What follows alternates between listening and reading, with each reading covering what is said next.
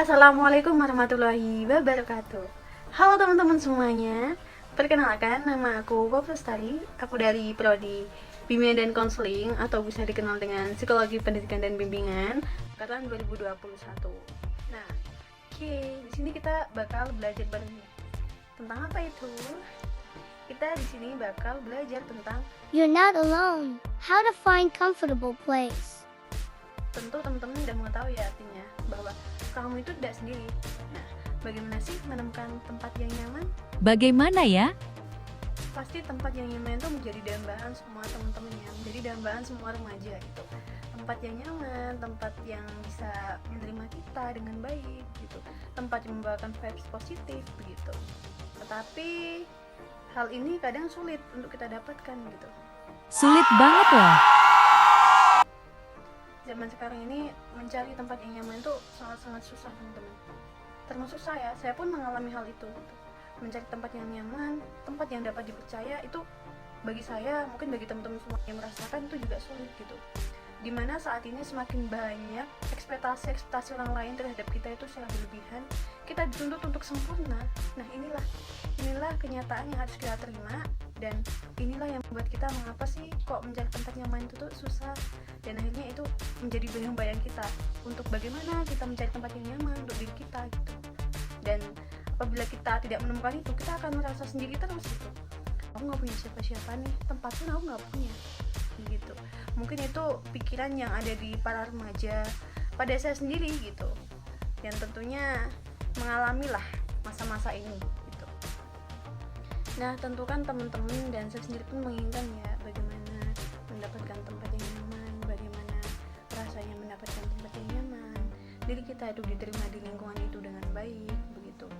Nah bagaimana sih merubah tempat kurang nyaman menjadi nyaman untuk diri kita?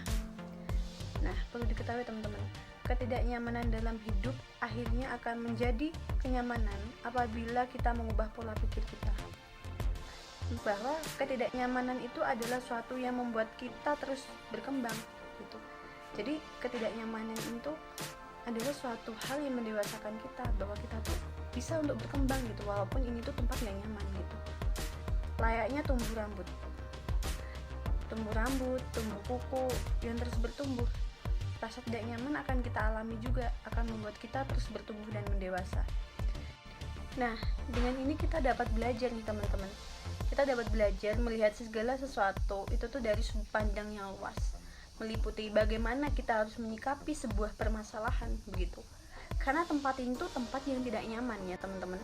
Ini tempat yang teman-teman tuh ngerasa nggak nyaman, dan di situ pasti akan ada permasalahan yang timbul, entah masalah kecil maupun besar pada diri teman-teman. Dan disitulah teman-teman akan mencari permasalahan, menyelesaikan permasalahan itu dengan baik begitu. Nah yang selanjutnya kita dapat belajar bahwa perubahan dan aksi dibutuhkan untuk bisa keluar dari rasa ketidaknyamanan tersebut begitu teman-teman. Jadi tempat yang tidak nyaman akan menjadi nyaman ketika teman-teman dapat mengambil hal positif, ketika teman-teman dapat open mind terhadap sikap ini, terhadap suasana ini begitu. So teman-teman perlu diketahui ya, tempat yang nyaman itu akan membawa diri kita terus berkembang dan juga membawakan vibes positif untuk orang lain dan diri kita. Maka dari itu aku pesan sama teman-teman buat menemukan tempat yang nyaman.